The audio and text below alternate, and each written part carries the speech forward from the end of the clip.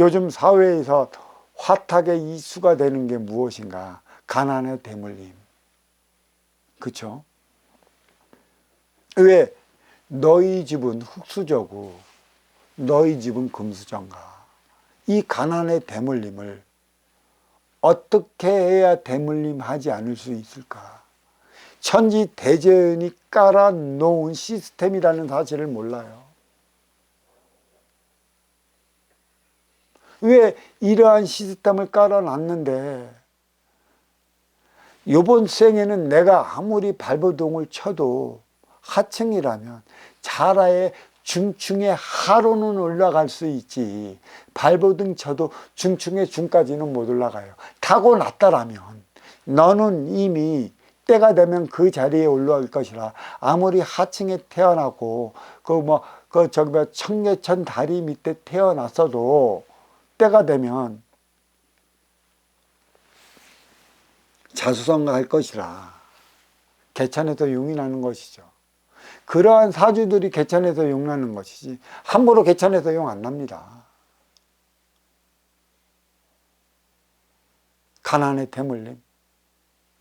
상층이 중층을 통해 하층의 손을 잡아 나가지 않으면 계속 하층은 하층의 차원에서 삶이 머무를 수밖에 없어요. 윤회를 통해 오른다고 하지만 상층으로 하여금 하층의 에너지, 탁해진 에너지를 맑게 올리는 것이에요. 제가 얼마 전에도 법문했지만 탁한 기운이 토대가 됐기 때문에 맑은 기운이 타오르는 것이에요. 결국은 이 탁한 기운까지도 이 맑은 기운이 끌어올려 하늘로 올라가야 하는 것이죠. 하늘 너머에 또 다른 하늘이 있는 것이고 결국 거기까지 올라갈 때만이 하나가 되는 것인데 과연 이 모든 탁한 기운을 요 맑은 기운이 어떻게 끌어올릴 수 있을까요? 결국은 이 탁한 기운을 맑혀야 한다는 데 있습니다. 이걸 누가 맑혀야 하는 것이에요? 누가 이루어야 하는 것이고 누가 덕대해야 하는 것이고 누가 상생을 일으켜야 하는 것이에요. 선순환의 순환법이 무엇인지 어떻게 알겠습니까? 왜 세상은 천지인 차원으로 나뉘어 운행되고 있을까요? 상중하 차원으로 나누어졌고 뿌리, 몸통, 가지, 머리, 몸통, 다리로 운행되어 나가고 있느냐는 것이에요. 가난의 대물림. 가난한 자로서는 제 아무리 발버둥을 쳐본들 가난을 면치 못하는 세상이 됐어요. 그게 지금 양양상충으로서 1대 36년 3대 108년의 막바지가 2024년 전후라. 이때까지 화합의 에너지, 하나 되는 에너지, 정신의 에너지, 티 없이 맑은 에너지, 그게 정신량이 그 인간의 지식으로 쌓아올린 마천루 육생량에 부과시키지 않아서 모두가 폭발 일보 직전에 있는 것이에요. 이게 정신량의 부재라는 얘기입니다.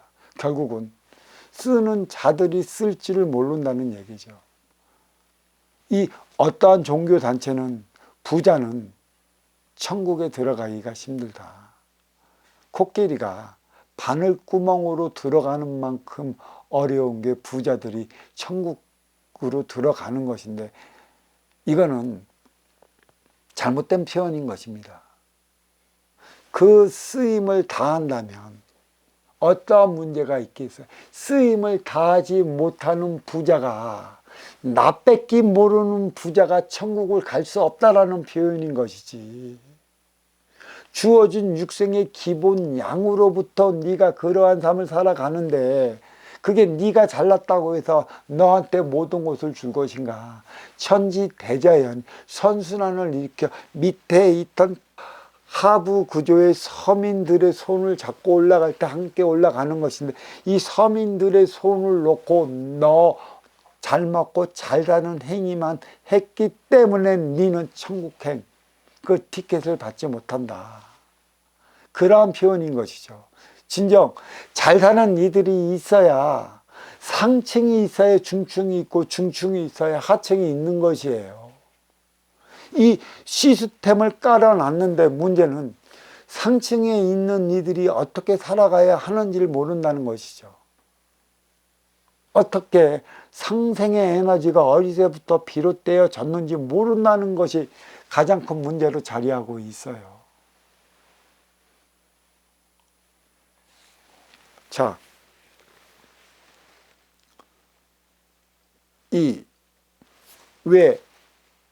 왜 부자는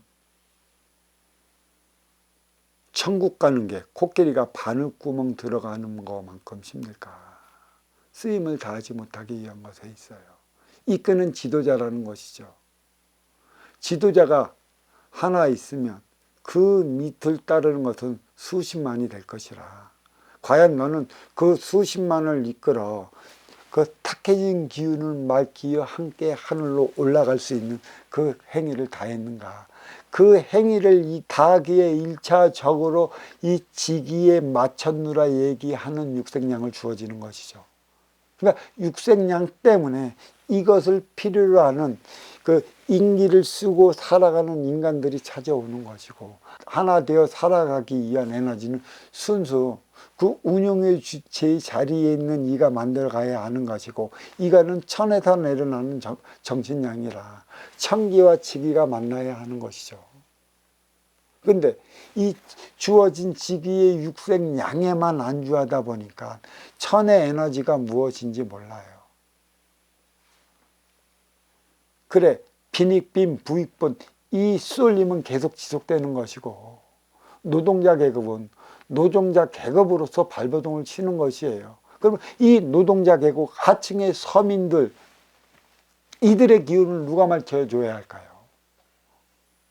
이들의 기운을 밝혀줘야 하는 이들이 상층인 것이고, 그 선순환의 시스템을 돌려야 하는 것이에요. 왜 물은 위에서 밑으로 흐를까요? 그렇죠? 그러면 밑에 있는 물이 어떻게 해서 위로 올라가겠습니까? 순환의 법칙이 있는 것이에요. 그럼 이 바닷물을 민물로 만들 때만이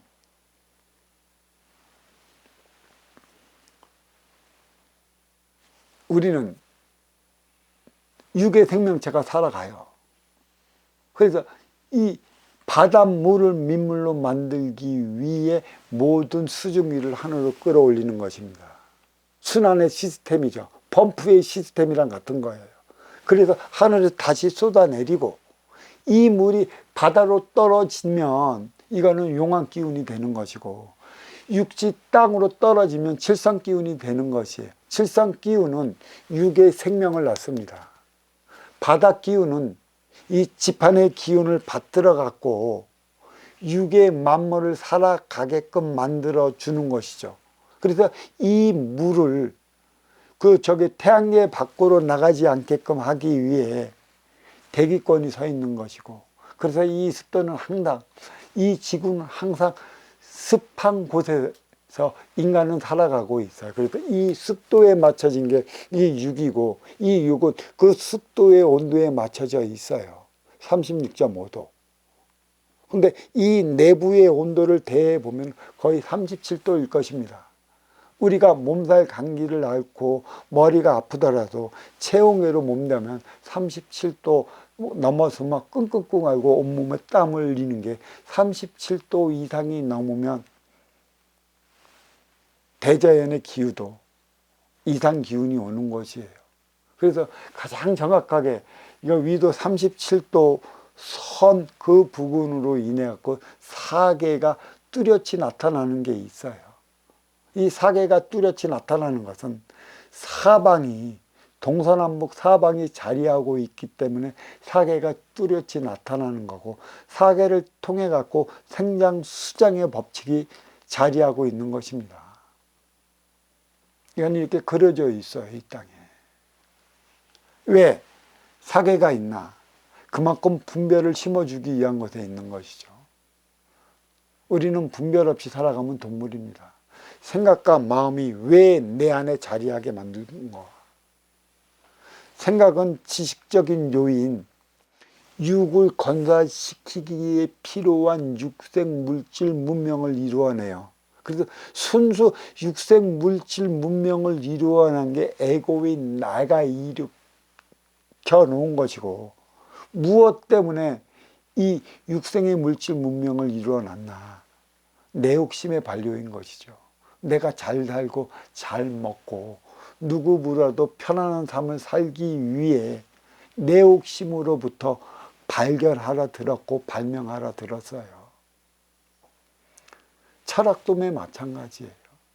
이념도 사상도 가치도 매 마찬가지입니다. 나를 위한 것에서 비롯되었기 때문에 너를 위한 차원으로 간 것이에요. 이게 선천시대, 육생살이 선천시대에 벌어진 거고 인생살이 후천시대는 너를 위해 살아가야 하는 것이다.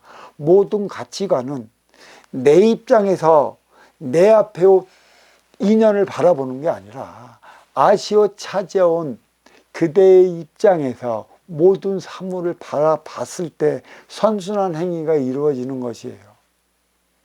그대의 아픔은 그대가 잘 알지 맞이하는 인연이 어찌 잘 알겠습니까? 아무리 도사라 한들, 아무리 세상 너머의 모든 차원을 꿰뚫어 본다 한들 내 입장은 내가 잘 알지 그러한 이가 더 잘 알질 않아요. 그래서 아무리 뛰어난 자라 할지라도 덕식을 갖고 있고 학식을 갖고 있고 뛰어난 선지자라 할지라도 그대의 입장이 되어주지 않고서는 그대의 아쉬움, 그대의 어려움, 그대가 다하지 못한 그 삶의 에너지를 채워줄 수 없다는 것이에요. 개체는 육을 위해 살아가는 것이라면 인생살이 후천시대는 너를 위해 살아가는 것이라 나의 주체는 너의 초점이 되어 너의 입장에 들어가기 위한 것에 있는 것이지 나의 입장으로 인해 너의 입장으로서 너를 도우려 하는 게 아닙니다.